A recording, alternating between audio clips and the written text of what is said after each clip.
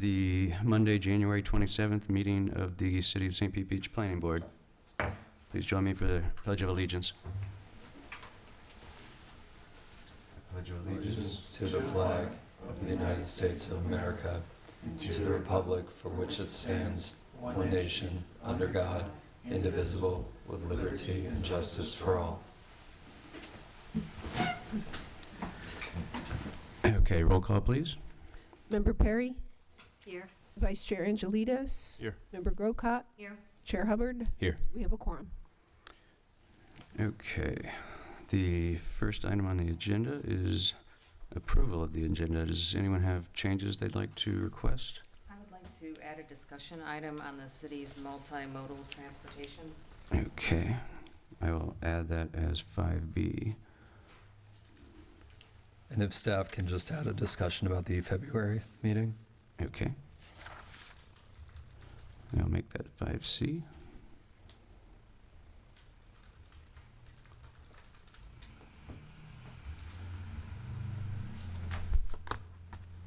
Okay. It is audience comments, and there is no audience, so I assume there's no... We just need a motion to approve the agenda. Oh, I'm sorry. That's okay. Yeah, can I please have a motion to approve the agenda? I'll make a motion to approve the agenda with amendments. Second. Roll call, please. Vice Chair Angelides? Yes. Member Grocott? Yes. Member Perry? Yes. Chair Hubbard? Yes. Motion carries. Thank you. Okay, audience comments. There are no comment cards. All right, we'll move on to approval of the December 16th minutes. And I believe Member Grocott, you had changes? Yeah, on page, in my packet when I I'm sorry. If I go by the page 3 of 4, if I look at the top part where it says December 16th Planning Board minutes, it's page 3 of 5. If I downloaded the packet, it was like 5 of 32. So it was they're not numbered, sorry. So under board members express concerns regarding, it's about 3/4 of the page down. There's 1, 2, 3, 4, several bullets. The last bullet reads cumulative noise from, and then it says 20 M pools, dining and balconies. I just think it's supposed to be from, and the Okay. 20 is a typo. Okay, any other changes? Anyone? No? Okay. Do I have a motion to approve the amended minutes with those changes? Motion to approve amended minutes. Second. Roll call, please. Member Grocott? Yes. Member Perry? Yes. Vice Chair Angelides? Yes. Chair Hubbard? Yes. Motion carries. Okay. Item 4 is going to be us sitting as a local planning agency. So I will temporarily adjourn the meeting of the planning board and reconvene as the local planning agency.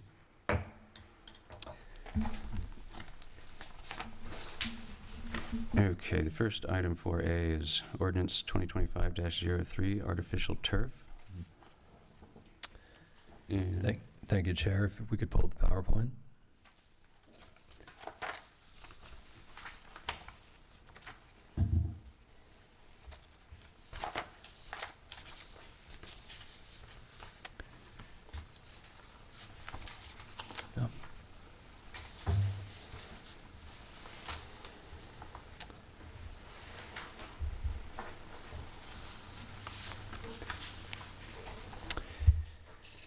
So this is based on our discussions that we had at the November and December planning board meetings. This is an ordinance brought back in draft form, hopefully for recommendation to the City Commission. We do not have this item scheduled yet for City Commission review, but I did want to make sure that all of the comments of the board members have been addressed in this ordinance for when it is scheduled to move forward. So this is a summary, and again, it's based on the consensus of the board as I understood it from the December meeting. And the content of the ordinance includes additional restrictions and additional regulations related to placement of artificial turf on private property. So talking about permeability, which is one of the major items that we considered, turf is considered impermeable unless it meets the product and subgrade performance standards that are included in the draft ordinance. 80% of the required permeable area of a site must still be vegetated material. That's unchanged from what is currently in the code. So for a typical residence, up to 76% of the lot area can be comprised of impermeable surface like driveways, the house itself, the pool deck, and so on. And then an additional 20% is allowed for this semi-permeable material like turf. The remaining 24% of the lot must be vegetative green space, not necessarily sod. We do have other Florida-friendly landscaping materials, but turf is not allowed under this ordinance to comprise more than that 76% when combined with impermeable material. It does make an exclusion for areas like putt-putts and sports fields and others that may use permeable turf. However, this turf cannot be located in required buffer areas, and that ratio still cannot be exceeded. So commercial sites don't necessarily have an out, and they just are able to have it be a larger expanse, provided that it's used as a sports field or other area that typically uses artificial turf, and as long as it's not within required buffer areas. The permeability standards are largely adapted from the city of Tampa. They already have standards related to FDOT stone sizing and so on that appear to be relatively in line with other municipalities. So I largely adapted that from the city of Tampa's permitting requirements. Turf must appear lifelike. It must be recyclable. It must have a minimum warranty for maintenance. And in general, it must replicate the appearance of common Zone 10B grasses, like Seashore Palapsum and St. Augustine. It needs to have individual blades, at least a 1.5-inch pile, and so on. There is no required setback from the water, as we discussed last month, but it must be located outside of the right-of-way. It must be staked behind the seawall, can't be placed on the seawall cap itself. Irrigation must be oriented away from areas with turf and turf away from areas of vegetation, either through a mow strip, paving, or otherwise. And the city will prepare a landscaping permit that deals with more of the technical requirements of turf placement, the methods of submitting for product specifications and so on. That gives us a little bit more malleability. If standards change in the future, we can just have those all brought forward through a permit rather than through code changes. So looking through the comprehensive plan, the amended comprehensive plan, by and large, we feel that the comprehensive plan does support these reasonable limitations on artificial turf, especially in the light of the data that was submitted to us by members, as well as through the Tampa Bay Regional Planning Council, outlining some of the concerns with runoff, especially with the plastics that are typically included in these products, some of the heat island effect concerns, and so on. In the future land use element, there's numerous policies that focus on minimizing runoff, promoting native and drought-tolerant Florida-friendly landscaping, not directly addressing artificial turf, but, again, maintaining support for that 80-20 ratio that we currently have in the code and that we will be maintaining. A reduction in net impervious surface to reduce urban heat and pollution, and post-development runoff not exceeding pre-development conditions. In our coastal and conservation element, we have a policy that provides support for the Boca Ciega Bay Aquatic Preserve Management Plan. One of the main focuses in that plan is reducing pollutant runoff due to the development of the barrier islands in Pinellas County in general. Policies also that support minimizing impervious surfaces and conserving and protecting native vegetation. So hopefully this ordinance captured what the members were focused on back in December. If you feel that it does, we would like a motion to recommend approval of this ordinance to the City Commission. If you feel there are amendments, feel free to let staff know. We'll get those included. And to find the ordinance consistent with the St. Pete Beach Comprehensive Plan. Do you have any questions for me? I had one question. So how is the easement classified, like the utility easement between the curb and sidewalk? So that would be that would be considered right of way as drafted. Any easement on the property itself, which I don't believe was the focus of this ordinance, but if we were to include, preventing turf in a maintenance easement or some other form of easement, we would need to draft that into the language. But that would be actual easements on private property that are still owned by the property owner, not the right of way. Oh, okay, Mm-hmm. okay. All right. That was my only concern. So yeah, I don't have any other concerns. Is that something you wanted to recommend prohibiting or not?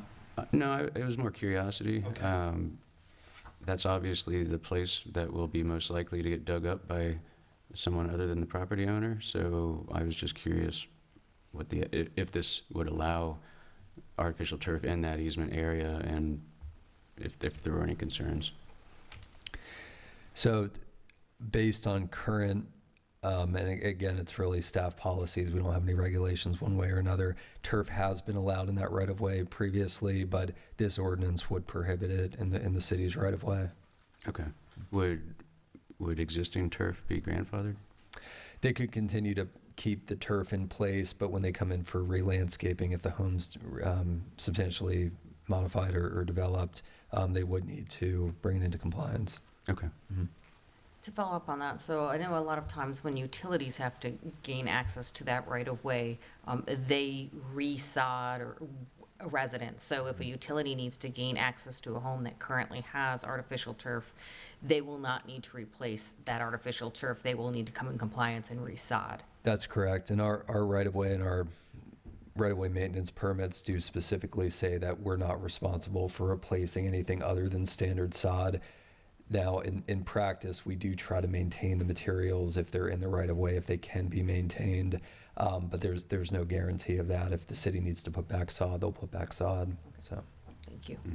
So if they can peel back and put back the turf, they will, but if it's too substantial, they won't. and especially based on the standards we have adopted for the the underlayment and so on, Yeah. being able to maintain that is going to be a challenge. So I want to expect that to occur, but That makes sense. Okay.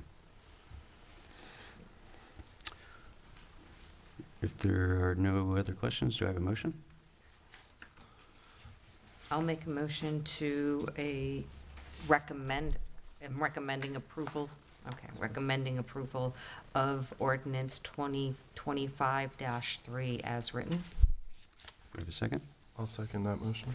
Roll call, please. Member Perry? Yes. Vice Chair Angelides? Yes. Member Grocott? Yes. Chair Hubbard? Yes. Motion carries. Okay. And Brandon, is that it for local planning agency? yes. Okay. All right, I'd like to adjourn as the local planning agency and reconvene as the City of St. Pete Beach Planning Board. 5A, seawall height compliance, and there are no public comments, I assume? Okay. No. Sorry. So if we could pull the PowerPoint back up, please. So this is a general discussion, no ordinance or draft code amendments to bring forward right now, but it might be an item that we bring back in ordinance form in the future. This was a directive from the City Commission about a month ago to talk about seawall height compliance. So to give some background, until late 2024, the city did not have any required maintenance standards for seawalls specifically. We had general wall maintenance standards, but those appeared to provide more for maintenance of upland walls, not necessarily seawalls in specific. So last year, the city passed an ordinance that did multiple things. The first was re-enabling administrative relief standards for seawalls when an upland non-economic hardship is faced. The reason those standards were put in place was because the city had a few years prior to this adopted minimum height standards for seawalls. These were not changed based on last year's ordinance. They were reinforced. They do still remain in the code unchanged. But those are standards that required a 5-foot NAVD 88 height for new seawalls on the bay side, and a 6-foot NAVD 1988 seawall height on the Gulf side.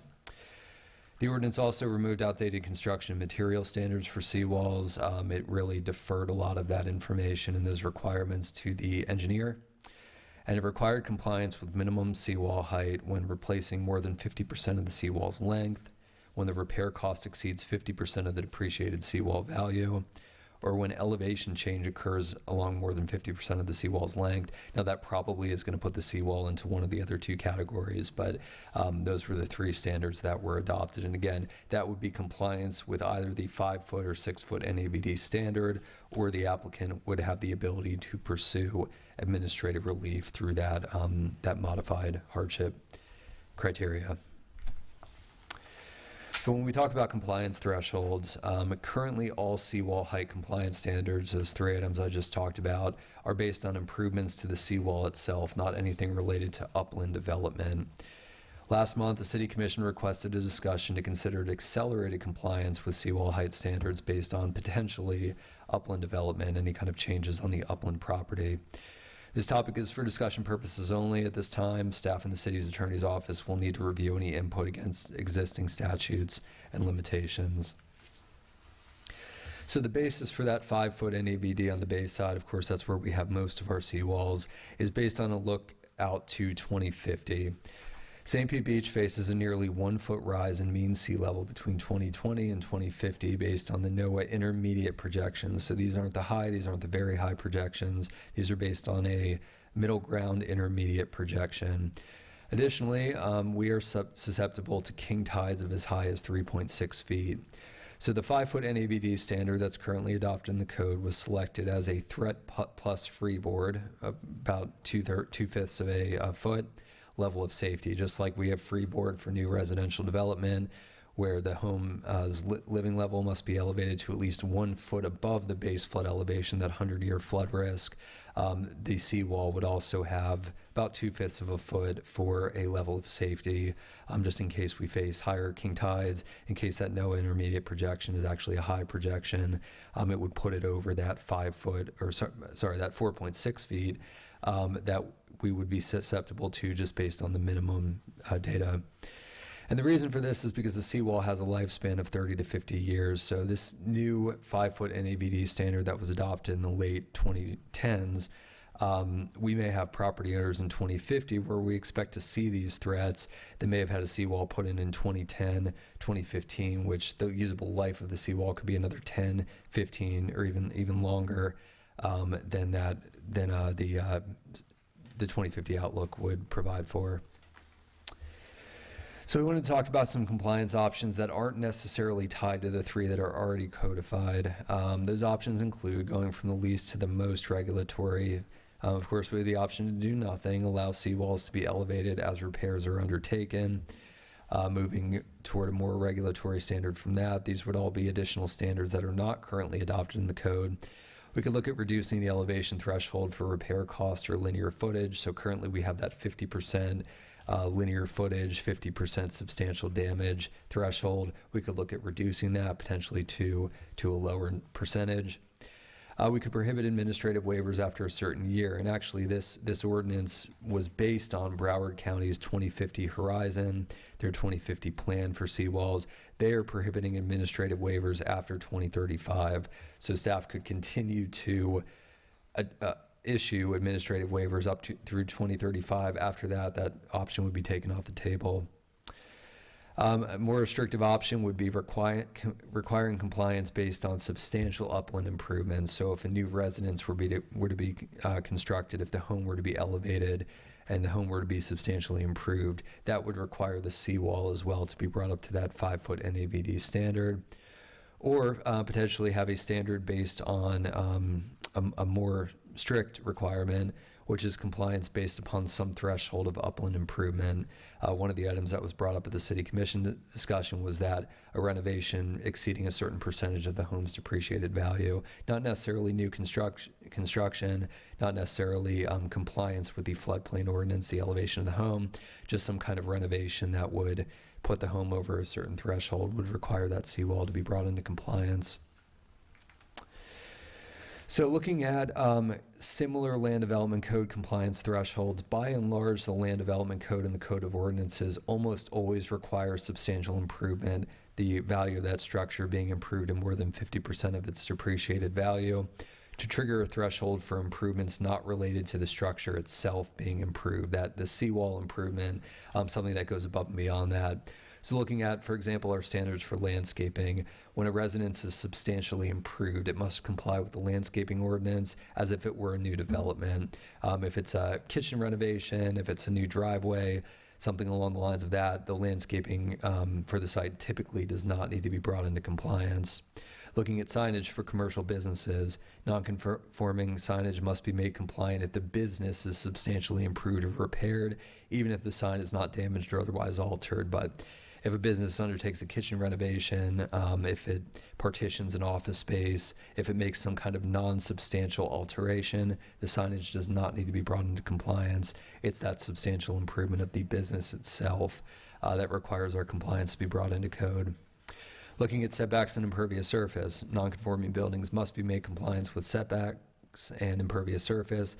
We did discuss last year, we opened up that limited elevation waiver for storm damaged homes, but other than that, substantial improvement is what triggers the setback and impervious surface ratio compliance. We do have one major exception in the code, and this is actually in the Code of Ordinances, where the threshold is set at less than a substantial improvement to the primary structure, and that's for commercial drainage. Full site stormwater compliance is required when a parking area is expanded by 10%, building floor area by 5%, or renovation costs exceed 25% of the depreciated structure value. And the reason for that is because by and large, the city's businesses, the city's large commercial enterprises were developed prior to the city having any kind of drainage regulations whatsoever. So the city made a determination that having these lower thresholds was really essential to get those businesses into compliance with the stormwater codes of the city. So I wanted to bring this to you. I know it's a lot of information, but the focus is primarily, at least based on what the commission requested, based on bringing homeowners, bringing businesses into compliance with the 5-foot and 6-foot NAVD standards for seawall height. I wanted to get the board's input. If you had anything else related to seawalls you want to discuss, we can definitely take that forward as well.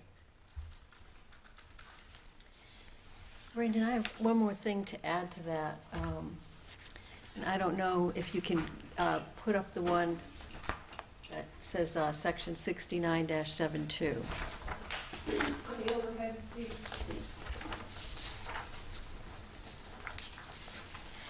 So, listening to that meeting, there were a couple of things that came up, and certainly this trigger was one of the main topics. And then there If was you can put on the overhead, thank you. Here, if you pass it down. There we go. It's there. Okay, I can see it. So there was talk about the trigger, and then there was also talk about some kind of maintenance or inspection or monitoring, because I guess we had seawalls that failed.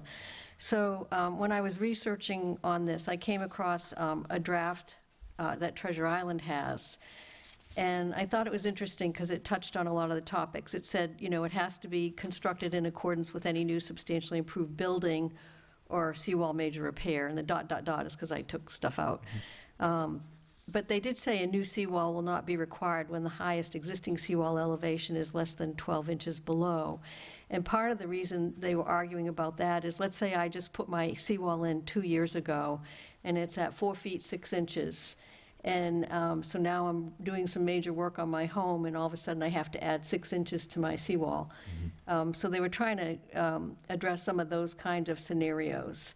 The other thing they said is, but if the seawall is not required, because I'm at 4 feet 6 inches, but the calculations on my new seawall show that it could have a cap added to it that would bring it up, then I do have to bring it up. So they went into this, I guess, in a little more depth in terms of the potential scenarios that could occur. And I thought that they raised some pretty good points for us to consider. I agree.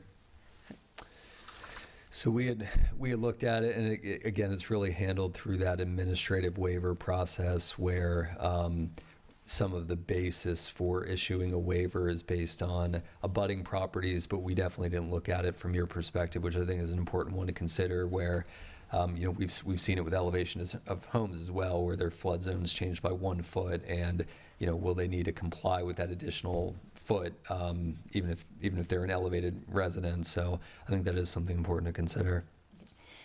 So when we talk about maintenance, so I think that was, like I say, part of the issue is that we have failing seawalls that have not been addressed. It is, you know, they're further compromised based on storms, but I mean, just regular erosion. So currently the city has no like city mechanism for evaluating seawalls. Is that correct?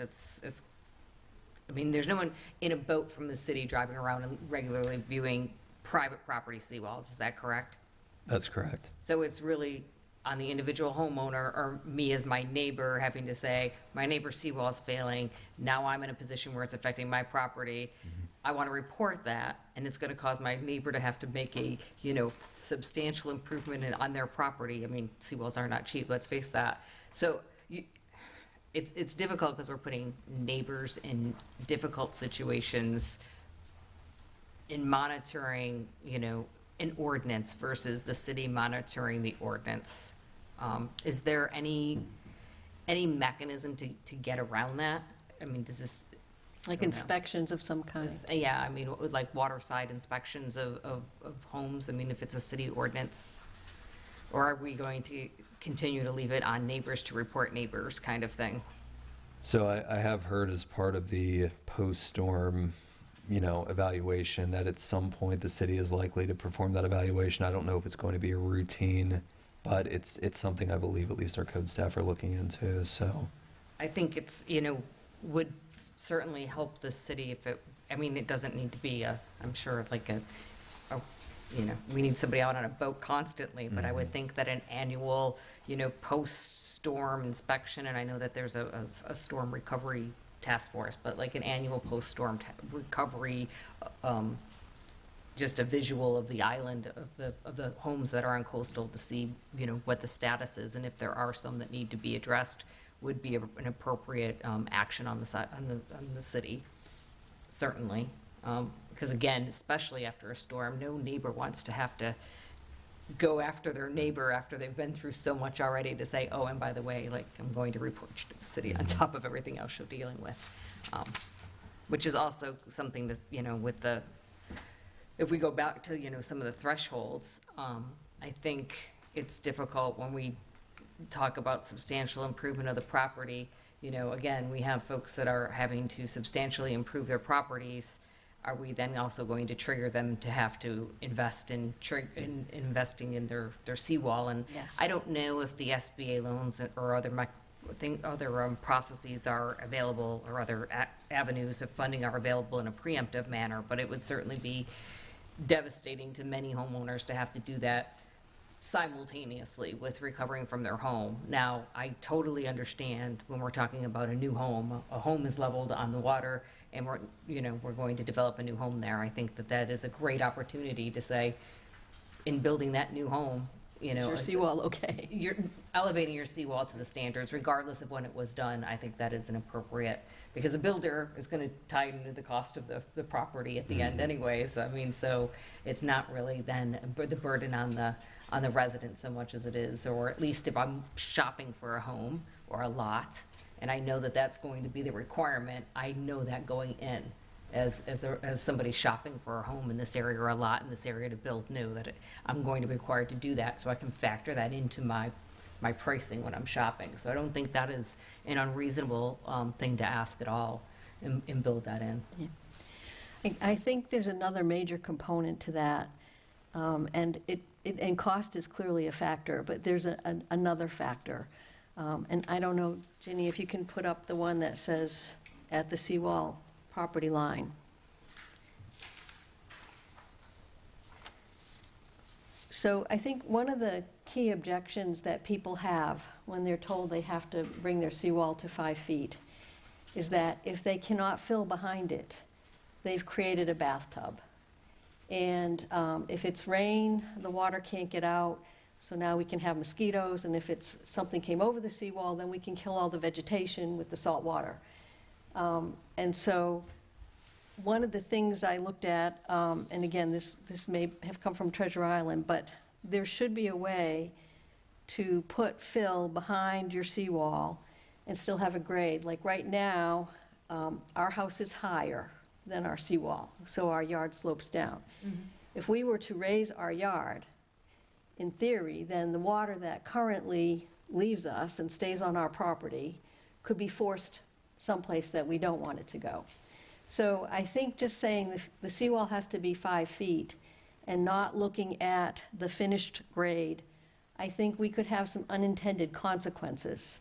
And I know that, and I put our ordinance on this 98 this is St. Pete Beach ordinance, and it talks about when you can use non-structural fill.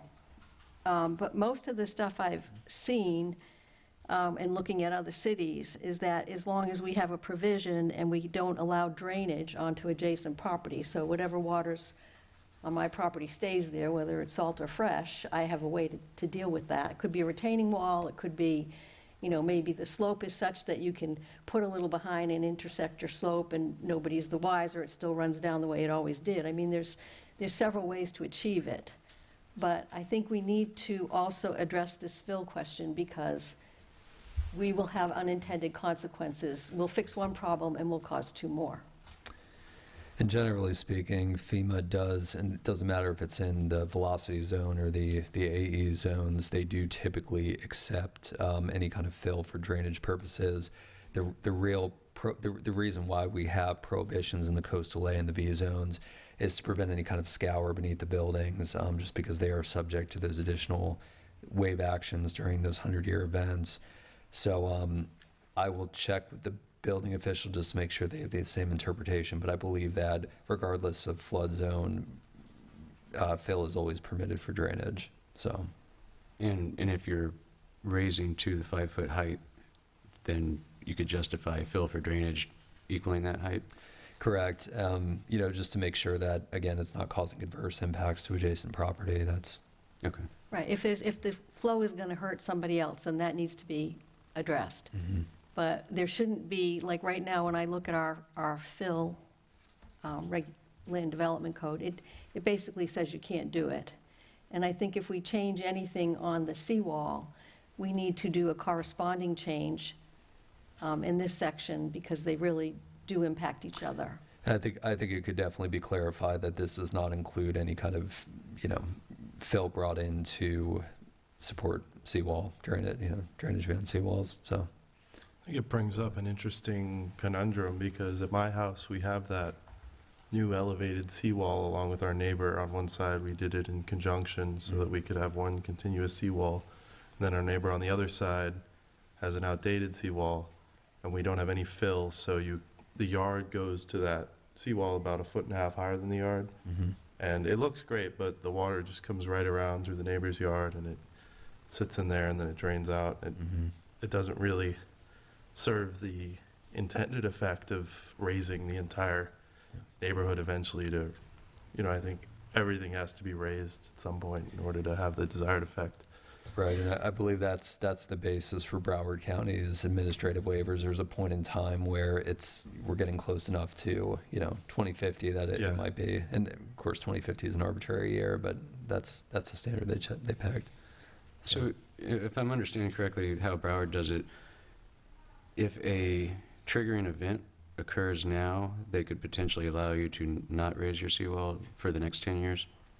Okay. That's my understanding. I think that's why Treasure Island tried to put some parameters around it, Mhm. to try to give it some basis. Do we treat the combined seawall and cap as one entity? So at 50% damage or 50% improvement, it's the combination of the two in total? That's correct. Okay. Yeah. Because a lot of times the seawall is fine and the cap needs to be replaced, and that's a time that it could be raised as well. But if you're treating it, obviously replacing the seawall itself costs a lot more than just replacing the cap. So you might be able to avoid triggering the 50% when you could have otherwise been made to build your new cap to the new elevation. So that's one thing I'd probably want to see language around. If you're replacing your seawall cap, then it's time to raise it up.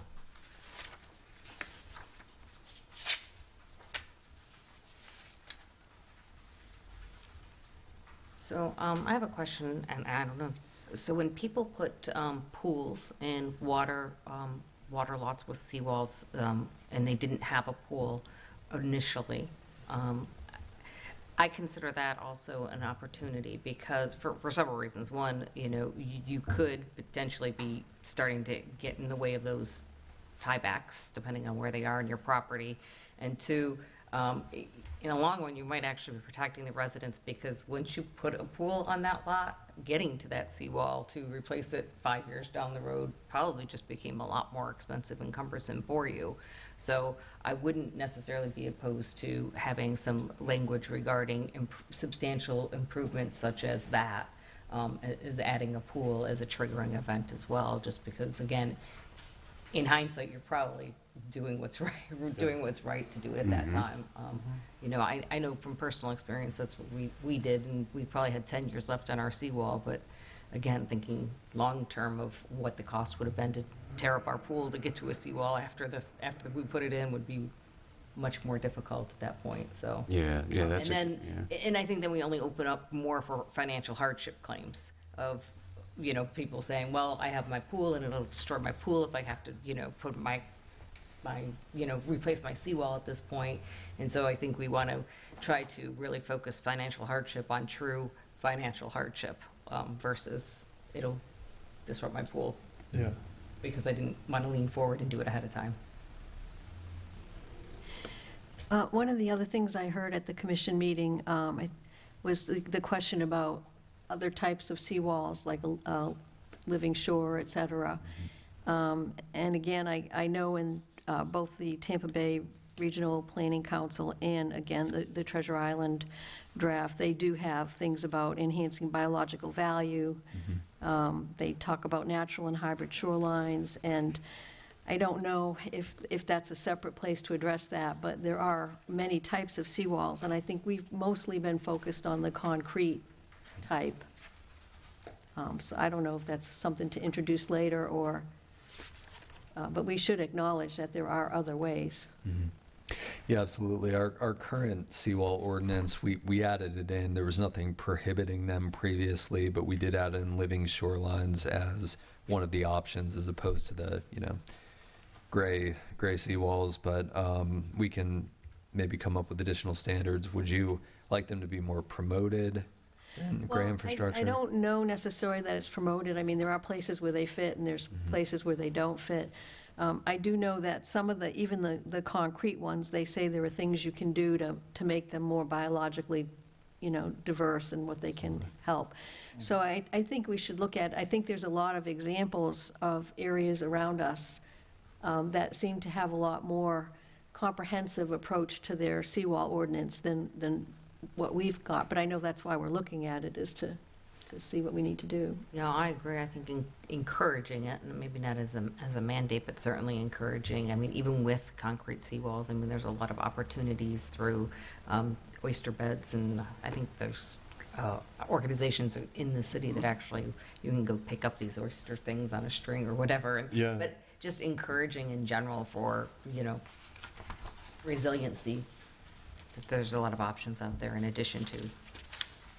Does the city coordination. allow for riprap or anything like that? Yeah, Does they it do. look There are several of them that have like riprap at the base, or like in our case, we have mangroves in front of our seawall. So we have a living seawall and we have a concrete one, which I'm sure has extended the life of our concrete one significantly. And I can tell you, after Hurricane Milton, our mangroves were shredded, and I was just shocked at the beating that they took. And there were, of course, branches all over the yard and the pool everywhere, but they really took a beating. Yeah. But I think they did help protect the house. Oh, I'm sure, yeah. Break the waves up as well.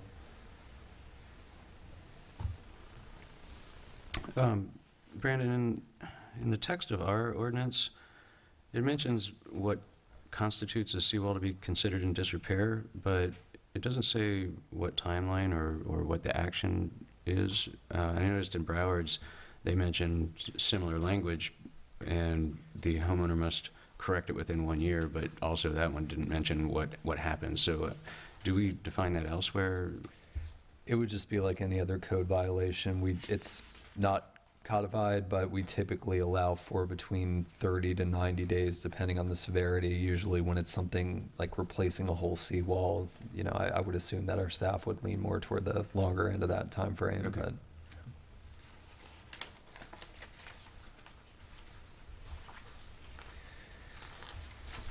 And on the commercial side, I would certainly like to see on commercial properties, especially when we're talking about conditional use, you know, that compliance with the commercial seawall standard be included as part of a condition when businesses are coming in for conditional use permits.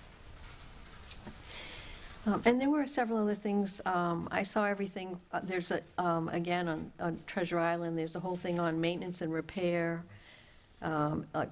making sure debris gets removed in a timely way.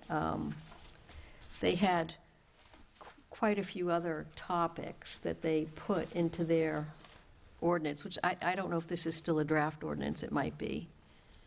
But they had a lot of other things they were considering. One thing that I looked at, which I thought was a bit obvious, is it might have been the Tampa Bay one, they wanted a real estate disclosure when you sell your property, which to me, that's just blatantly obvious. I thought that was maybe going too far, but I think, like you were talking about, some kind of inspection schedule. Certainly for the city, I would assume the city would want to look at theirs. But I know several locations where I can see seawalls that look like they're failing.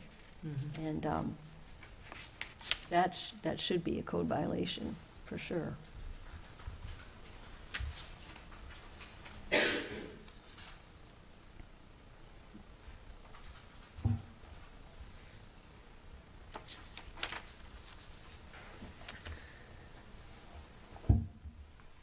Okay, so several items to look into. I just want to summarize.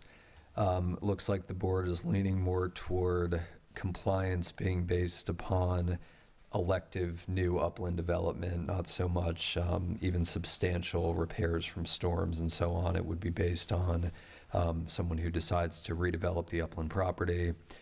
Looking at replacing seawall caps, requiring compliance with the 5-foot standard. Potentially issuing a waiver when the seawall being replaced is within 12 inches, give or take, of the 5-foot NAVD standard, unless a cap can be added. The city itself providing a post-storm evaluation and potentially looking at a more frequent evaluation after that. Looking at things like adding pools, elective improvements in the rear yard that aren't necessarily tied into minimum habitation. Anything dealing with conditional use permits, bringing in compliance with the seawall standards, and generally looking at the Treasure Island standards for seawalls, seeing if there are other living shoreline or gray infrastructure improvements that we can bring over. Does that more or less summarize what we? I think the only other thing I think really needs to be explicit is the fill question. We need to Fill. change our Right. non-structural fill ordinance to be compatible, so that we don't create bathtubs. Yeah. Okay. If you were to build a completely new house and new seawall, would you be able to elevate your lot as well using fill?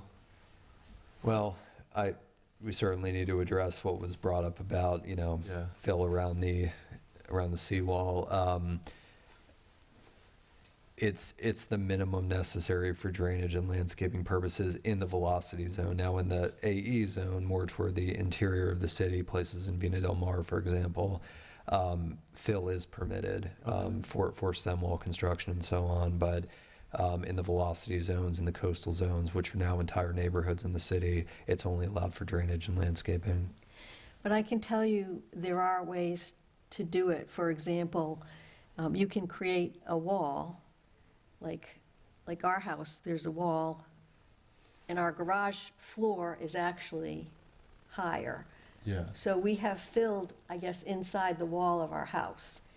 And it made a huge difference because when there was flooding, a lot of neighbors thought that their garages had to be on the ground level, and their cars got flooded. And we didn't do that. We put the wall, a retaining wall, I guess, and we were able to fill in so that we raised our garage. And we have a little slope on the driveway, but it's not bad, and we still have the swales and everything, so our water doesn't bother anybody else. So I think we need to be careful, because I think people would make different decisions. They're trying to follow the rules, Yeah. but there is a way to do what you're talking about, which would benefit. Yeah. Yeah, because I think we're going to see a lot of new development. Yeah, and no one wants to go through this again. Yeah. So if you're going through rebuilding, you want to try to mitigate as much as you can. Yeah. Well, we'll talk this over with the city manager's office. We will likely bring something back forward to you in the next couple of months. Thank you.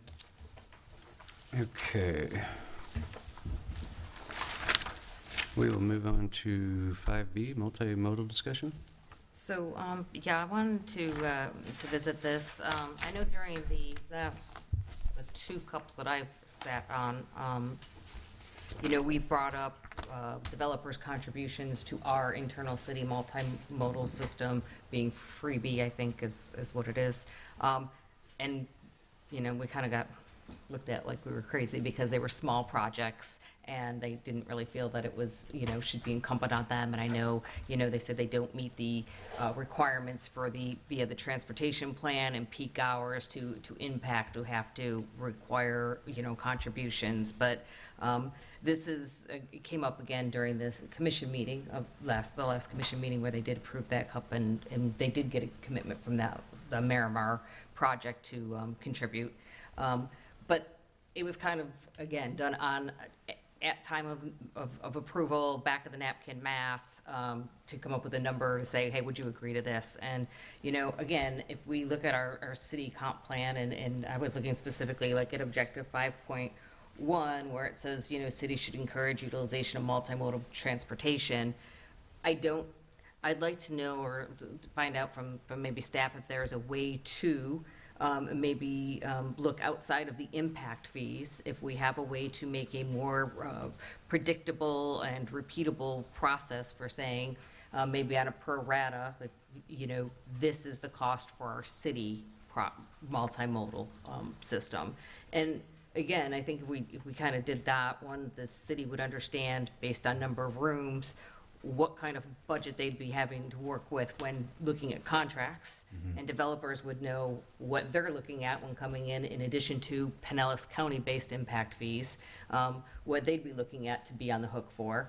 And it would, just give us, like I said, a little bit more stability in the process versus, again, just trying to strong arm each one of them as they come in front of the commission. Not that it wasn't successful, it was, but again, I think this supports the small business owners that you might only have, 40 rooms, and then the massive ones that have hundreds of rooms. If we could come up with something with, like I said, that's just a little bit more predictable, repeatable, and reliable for all involved. So Yeah, that's kind of absolutely. where I wanted to go with that. And the developers, I'm sure, even on their side, will want to know what they're coming into. So I think there's a few parts to that. We, as a city, are currently about to embark on an impact fee evaluation, not just for transportation impact. We'll be looking at all manners of impact fees, but that will be something that we'll be handling at the local level. The county is in the process of looking at its multimodal impact fee for transportation, of course. Different counties handle it different ways. In our county, we fall under their ordinance. We collect those fees and we split those fees with the county when we take them in. It's been a very long time since they've updated their fees. I expect them to go up significantly. And some of the new projects, even the ones that have already been approved, when they come in for site plan permitting, especially the multi-phase projects, they may be subject to those higher impact fees. We made sure to get that into the development agreements. As far as the additional fees above and beyond that, and city attorney, feel free to intervene on this if you feel I'm getting off base, but we have something called exactions that we need to follow. We need to make sure that what we're asking for from developers are relatively in line with both the direct impacts of their projects as well as the proportionality of their projects.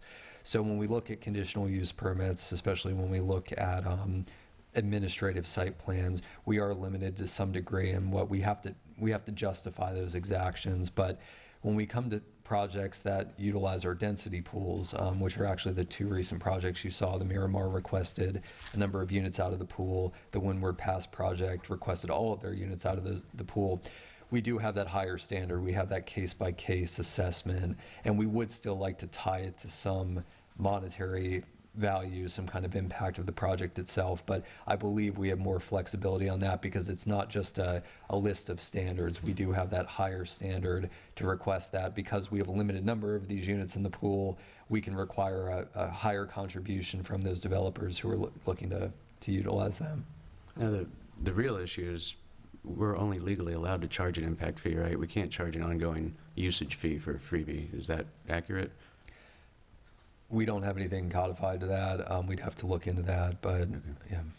So when we have that flexibility, is there a way to, again, sort of calculate based on either the density that they're trying to extract from the pool, or, some other method, so that, it's not vague coming in front of us before it even gets to commission, that there's, some sort of understanding from the developer of what is going to be expected from them monetarily, like, so that we can discuss it here versus, like I said, the way it's kind of been thus far. Right.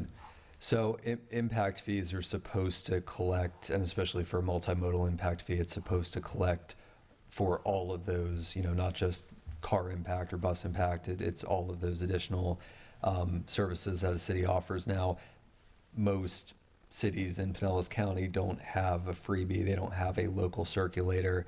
So that might be something that we could certainly look at, collecting an additional fee on top of that as part of our impact fee study. And we do have ways of putting numbers to that. We have, GPS locates, and we know more or less how many trips originate from or go to these projects over a 1-year period. So to some extent, those requests that we made of projects in the past were based on those numbers, origination and destination fees based on the cost per trip of a freebie. So. Yeah, I think that's the hard part. I believe that's why it tends to come up during the CUP hearings, because the amount we would need on an ongoing basis differs dramatically from what we could ask for as an impact. So when you say, hey, I'd really like to see you fund this amount of money towards the freebie, and we're happy if you pay it over 10 years, then they're like, yeah, we can make that happen, even though we can't legally say pay all this money right now for this impact fee, because it isn't justified in one chunk. So it's messy. I wish we were allowed to charge commercial units what their impact to the city is on an ongoing basis, but property taxes are our only real avenue towards that, which could be looked at. Thank you. Joe, good thoughts? Let's see, 5C, Brandon, staff discussion for February meeting? So this meeting was moved back a week because of the holiday. The February meeting was moved forward a week. So our next meeting is in 2 weeks. Staff does not have anything to bring forward at that meeting. I know we have quite a few items to look into, but that will require more than the week lead time we have. So if it's okay with the board, we would like to cancel the February meeting. The March meeting, we have at least one major item, which is the sign code we anticipate bringing forward to you. I might see if I can also put together some modifications to the seawall ordinance if the city commission is amenable to, or city commission and city manager are amenable to that. So we'll have items for the March meeting, but we would like to cancel February. What's the February date? Okay, and that's the one currently scheduled for the 10th? That's scheduled for the 10th. Okay. Right. Does anyone else have anything that they wanted for that meeting? I just had one question in the packet. You had, page 19 to 32, there's reference that the city is developing a stormwater drainage manual that will be updated in 2024, and I didn't find that. So are these things that were in this document that you gave us for this meeting, are they available? So this is based on the Kimley Horn Kimley Horn, vulnerability right. assessment. I don't know the status of that. I can check with Public Works. Thank you. So I was trying to look at that, so I had a handle on some of these. Yeah. Absolutely. Yeah. Anyone opposed to canceling February 10th? No? Okay, yeah, I think we're in agreement on that. It's pretty soon, so I think that's Yeah, fine. yeah. Thank you. It's not a lot of time to prep stuff for them. Okay. Any further items? No? Okay, thank you. Meeting adjourned.